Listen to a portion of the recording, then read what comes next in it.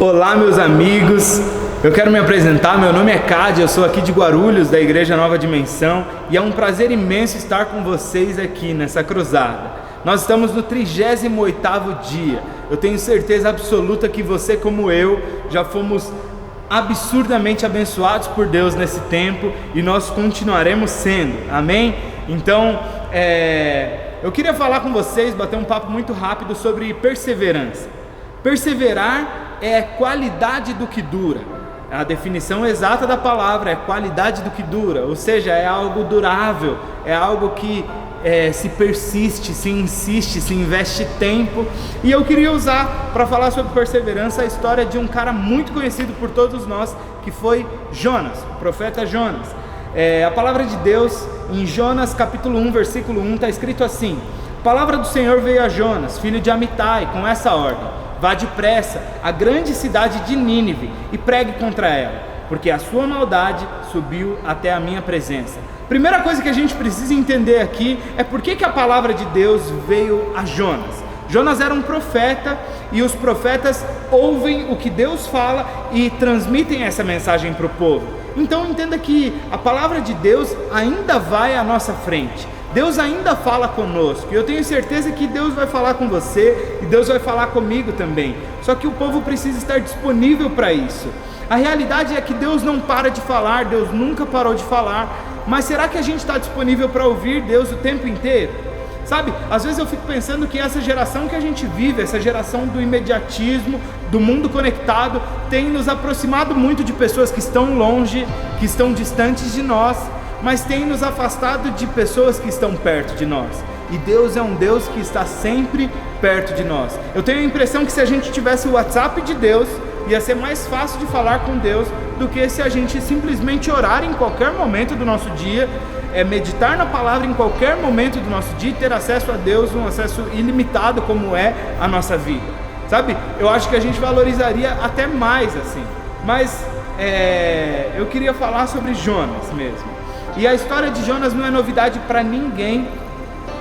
Eu lembro que quando eu era criança, quando eu ia nos cultos das crianças, nos cultinhos das crianças, falavam muito da história de Jonas, que foi engolido por um peixe grande. Tem até uma musiquinha que fala que a história vai contar de Jonas no mar, na baleia, no oceano. Eu não vou cantar essa música aqui, senão com certeza você deixaria esse vídeo, e não é o meu intuito. O meu intuito é que você fique aqui até o final. Vamos falar primeiro sobre o significado da palavra Jonas. Jonas significa pombo. E para pensar, eu moro em Guarulhos, São Paulo, e parece que tem mais pombo do que gente nesses lugares. Quando a gente vai na praia, parece que tem mais pombo do que gente. Mas uma característica engraçada sobre as aves é que quando a gente está assistindo algum filme de catástrofe, esses filmes de catástrofes naturais, sabe? Tipo O Dia Depois de Amanhã, Terremoto de San Andreas, ou alguma coisa assim, sempre antes da catástrofe, as aves passam fugindo das tempestades. E as aves realmente fazem isso. Isso é um indício que tem alguma coisa que vai acontecer, porque elas conseguem sentir qualquer tempestade vindo, e elas fogem dessas tempestades. Porque imagina só, você sendo uma ave e uma tempestade, você fica totalmente sem saber o que fazer, né? Então é engraçado que Jonas significa pombo, e pombo foge de tempestades, e Jonas é conhecido como o profeta fujão. O texto diz assim, vá depressa à grande cidade de Nínive e pregue contra ela, porque sua maldade subiu até a minha presença. A primeira coisa que eu tenho para falar com você, como o primeiro tópico dessa mensagem, é que Deus nem sempre vai mandar fazermos algo que nós gostamos de fazer. Sabe, quando Deus fala conosco, não é necessariamente sobre algo que nós queremos pra gente, assim, que a nossa carne deseja. Pode parecer fácil falar sobre Jonas. Às vezes a gente fala assim: nossa, eu não sou tão burro como Jonas, que fugiu do que Deus tinha mandado ele fazer. Mas eu queria te dizer que existe um pouquinho de Jonas em você, existe um pouquinho de Jonas em mim, que é um pouquinho de medo das coisas que Deus tem para as nossas vidas. Nínive era a capital da Assíria, que era uma superpotência na época, e era uma galera da pesada, assim, eram umas pessoas que entravam nas cidades, destruíam tudo que tinha ali. Eles faziam pilhas de corpos, colocavam fogo nas pessoas, e eles gostavam de destruir um povo para que todo mundo que passasse na frente daquela cidade soubesse que os ninivitas passaram por ali. E é muito engraçado pensar sobre isso, assim, eles eram muito agressivos, pessoas muito ruins mesmo.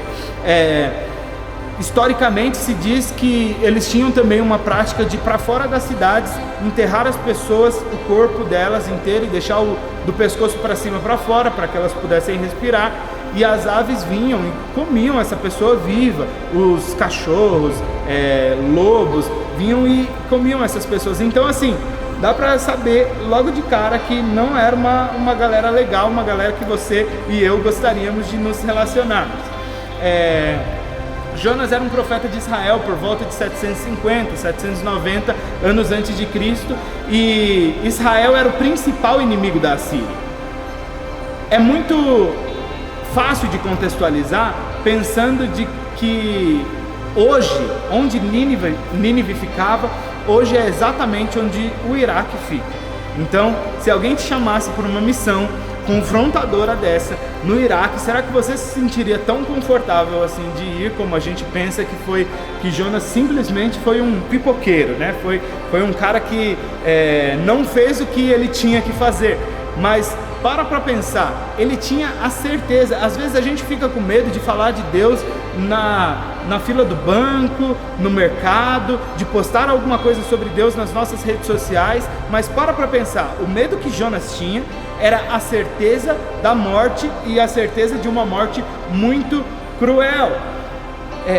E aí Jonas não se sente confortável com esse chamado de Deus, e muitas pessoas não se sentiram confortáveis com o chamado de Deus, sabe? Eu fico pensando às vezes em Sadraque, Mesaque e Abednego. Será que eles queriam mesmo entrar na fornalha? Será que Daniel queria entrar na cova dos leões? Será que Davi queria mesmo lutar com Golias, assim, na sua percepção pessoal, na sua percepção carnal, sem a influência de Deus ali? Será que Davi olhou para aquele gigante e falou assim: eu, em plena forma física, voando baixo como um adolescente, será que eu consigo matar esse gigante aí?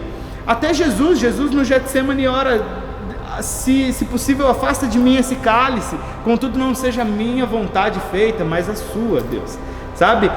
Isso deixa muito claro que Deus, ele nos coloca para fazer coisas que são difíceis para nós em alguns momentos, mas que realmente é o que Deus tem para as nossas vidas, e aquilo produz uma glória que é eterna, aquilo produz algo que é muito nobre, aquilo produz algo que é verdadeiro, é infinitamente melhor do que você pode planejar, mas com os nossos olhos carnais, com nossos olhos naturais, é difícil enxergar esperança nesses momentos de guerra, nesses momentos de tempestade que a gente passa. Mas Jonas fugiu da presença do Senhor, dirigindo-se para Tarsis, desceu à cidade de Jope, onde encontrou um navio que se destinava àquele porto. Depois de pagar a passagem, embarcou para Tarsis, para fugir do Senhor. Está escrito em Jonas 1:3. Eu queria, como um segundo tópico, colocar assim: sempre existirá um barco para te levar na direção errada. E para mim é muito especial pensar sobre isso, porque Nínive ficava 800 quilômetros a leste de onde Jonas estava, e demoraria uns dias para chegar lá. Mas Tarsis ficava 4.023 quilômetros a oeste de onde Jonas estava, ou seja, eram direções opostas e muito distantes uma das outras. Você já parou para pensar que fugir da presença de Deus, fugir do propósito de Deus, dá muito mais trabalho do que viver o propósito de Deus? Imagina quão trabalhoso, quão custoso, quão cansativo seria uma viagem. Ainda é uma viagem de 4.023 quilômetros. Imagina naquela época, num barco de madeira, balançando no mar, você ficar tanto tempo, tanto desgaste para fugir da presença de Deus. Eu até lembro de quando eu era mais novo, quando eu era criança, que eu tinha que ir para a escola todos os dias de manhã, e eu nunca fui um aluno muito aplicado, que gostava muito de ir para a escola. Eu gostava dos momentos que eu passava ali, eu gostava de estar entre amigos, de bagunçar e tal, mas eu não gostava de ir para a escola. Então às vezes eu planejava assim: nossa, eu não quero ir para a escola tal dia. E aí o que eu fazia? Eu acordava cedo, ia para a escola, minha aula começava às 7h15. Eu chegava na escola, deixava passar um tempinho, imagina aí, devia ser 8 horas, eu falava que estava passando mal. Olha a cabeça da criança. Falava que estava passando mal, eles me levavam para a enfermaria, ficavam me segurando lá, não ligavam para os meus pais. Quando dava 9h30, eu ia para o intervalo, eu não podia curtir o intervalo, porque eu estava passando mal. Então eu ficava fingindo que estava passando mal, um belo de um ator, fingindo que estava passando mal. E aí depois do intervalo, quando era umas 10 e alguma coisa assim, eles, tá bom, então você está passando mal, a gente agora vai ligar para sua mãe. Ligava para minha mãe, aí minha mãe pedia para falar comigo, aí eu tinha que de novo fingir que estava passando mal no telefone para minha mãe, mas ela conhece o filho que tem, né? Minha mãe já, filho, o que você está sentindo? Ai mãe, tô com dor de cabeça. Aí minha mãe na mesma hora falava assim, filho, mas falta uma horinha só para você ir embora, fica aí. E nunca dava certo. Eu passava um dia inteiro me desgastando na escola, fingindo que estava passando mal, mas nunca dava certo, porque eu queria fugir daquilo que eu tinha a função, que eu tinha que fazer, que eu tinha a obrigação de fazer. É como Jonas fez, Jonas queria fugir daquilo, e sempre aparece um outro barco para a gente pegar. Sabe, a gente decide abrir mão de alguma coisa que está fazendo mal pra gente, e sempre parece que é muito difícil, sabe? Quando você fala assim, não, eu quero fazer uma dieta, eu vou emagrecer, eu vou viver uma vida mais saudável, e aí sempre aparece alguém que te chama para comer uma pizza, alguém que, não tem nada na sua casa, você vai abrir o iFood, aí pelo amor de Deus, já era, sua dieta foi por água abaixo. Então, cada vez que Deus fala, parecem existir outras opções, mas não é porque parece existir que de fato existem. Só existe um caminho, e Jesus é o caminho. Eu sou o caminho, a verdade e a vida, e ninguém vem ao Pai senão por mim. Então não demore, entre no barco certo. Eu vou continuar aqui lendo o texto de Jonas e a gente vai conversar um pouco sobre isso. O Senhor, porém, fez soprar um forte vento sobre o mar. Caiu uma tempestade tão violenta que o barco ameaçava arrebentar-se. Os marinheiros ficaram com medo, cada um clamava o seu Deus. Jogaram as cargas no mar, enquanto Jonas tinha descido para o porão e deitado dormia profundamente. O capitão foi até ele. Como é que você pode ficar dormindo? Levante-se e clame ao seu Deus. Talvez ele tenha piedade de nós. Então os marinheiros combinaram entre si, vamos tirar a sorte para descobrir quem é o responsável por essa desgraça. Tiraram sortes, a sorte caiu sobre Jonas. Por isso lhe perguntaram, diga-nos quem é o responsável por essa calamidade, qual é a sua profissão, de onde você vem, qual é a sua terra, a que povo você pertence? E ele disse, sou hebreu, adorador do Senhor, o Deus dos céus que fez o mar e a terra. Com isso, eles ficaram apavorados e perguntaram, o que foi que você fez? Porque sabiam que Jonas estava fugindo. Visto que o mar estava cada vez mais agitado, eles perguntaram para Jonas o que eles poderiam fazer, e Jonas respondeu, peguem-me e joguem no mar, ele vai se acalmar, pois eu sei que é por minha causa que essa tempestade caiu sobre vocês. E ao invés disso, os homens ficaram se esforçando para remar até a terra, mas não conseguiram porque o mar estava cada vez mais violento. Então eles clamaram ao Senhor, Senhor, nós suplicamos, não nos deixe morrer por tirarmos a vida desse homem. Então pegaram Jonas, lançaram ao mar, e este se aquietou. Ao verem isso, os homens adoraram ao Senhor com temor, oferecendo-lhe sacrifícios e fazendo-lhe votos. Então o Senhor fez com que um grande peixe engolisse Jonas, e ele ficou dentro do peixe 3 dias e 3 noites. O último tópico que eu tenho para falar para vocês aqui é que Deus pode usar uma tempestade para nos acordar. Jonas recebe uma ordem que é difícil demais, que é assustadora demais, e eu não sei que ordem Deus te deu, eu não sei o que Deus falou para você, mas eu sei que você pode estar tentando fugir disso, como eu posso estar tentando fugir disso, mas Jonas fez exatamente isso, ele tentou fugir de Deus. Você pode até tentar adiar um processo de Deus, um chamado de Deus para a sua vida, mas você nunca vai conseguir fugir do que Deus tem para a sua vida. A Bíblia diz que Jonas foi para o porão, caiu num sono profundo, e muitos de nós estamos dormindo sobre uma promessa de Deus, sobre aquilo que Deus nos falou. E às vezes, para nos acordar, Deus precisa chacoalhar um pouco o nosso barco. Até que acordam Jonas e fazem muitas perguntas, e isso mostra uma coisa: aquela tempestade era sobrenatural. Aqueles caras eram marinheiros, eles estavam acostumados com aquele contexto de mar e até de tempestades, mas eles sabem que aquilo era uma tempestade fora do comum, fora do normal. Então eles fazem perguntas, e Jonas não é só acordado fisicamente, Jonas é acordado espiritualmente. E ele responde, eu sou hebreu, temo ao Senhor que fez o mar e a terra. Ele lembra quem ele é, ele lembra que é um filho do Deus vivo, submisso às promessas de Deus. O mar pode rugir, o mar pode ficar violento, mas Deus está sempre no controle. E Deus, Ele nos acorda para lembrar quem nós somos nele, lembrar que nós somos dele e que nós somos algo nele. E eu não estou dizendo que todas as tempestades da vida são resultado de desobediência, mas algumas delas são sim. Algumas delas podem ser nossa culpa, sabe? Jonas, ele reconhece isso: peguem-me e joguem-me no mar, ele se acalmará, pois eu sei que é por minha causa que essa tempestade violenta caiu sobre vocês. Aqui eu queria chamar a sua atenção para uma coisinha, já para a gente encerrar. Nós não somos como ilhas.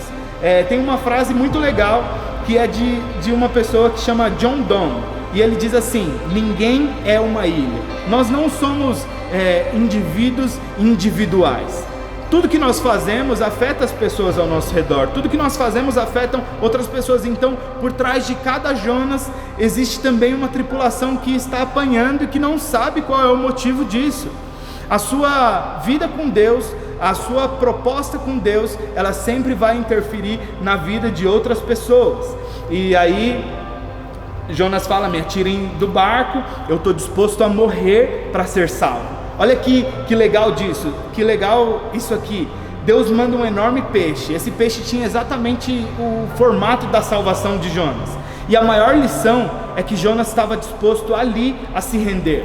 Pode parecer que o mar naquele momento é o pior lugar para se estar, sabe? É o olho do furacão mesmo, é onde a tempestade estava. Mas quem disse que aquele era o pior lugar? Aquele era o lugar mais seguro que Jonas poderia estar, porque pela primeira vez ele estava no lugar que Deus queria que ele estivesse. Sabe, esse novo tempo que a gente está vivendo, essa nova realidade, esse novo normal que a gente está vivendo, não é mais para a gente fugir do propósito de Deus. É hora da gente se render, se lançar do barco errado, porque essa tempestade vai passar.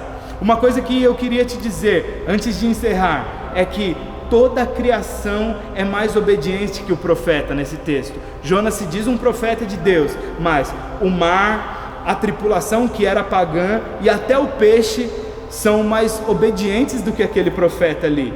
Jonas fala que é um profeta de Deus, do Deus que fez a terra e o mar, mas ele tenta fugir de Deus pela terra e pelo mar. Então, a mensagem que eu tenho para você, a mensagem central disso aqui, ainda tem muito da história de Jonas que eu não vou falar sobre isso hoje, mas presta atenção no seguinte: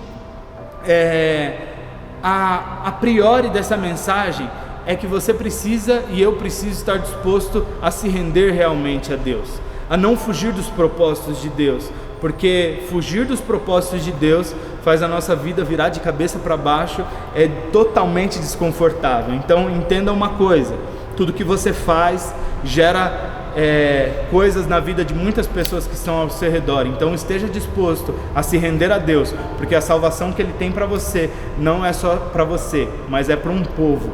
Amém? Então Deus te abençoe. Foi um prazer muito grande estar aqui com vocês nesse tempo, e eu espero que você tenha ouvido a voz de Deus como eu ouvi a voz de Deus, tá bom? Deus abençoe, um grande abraço.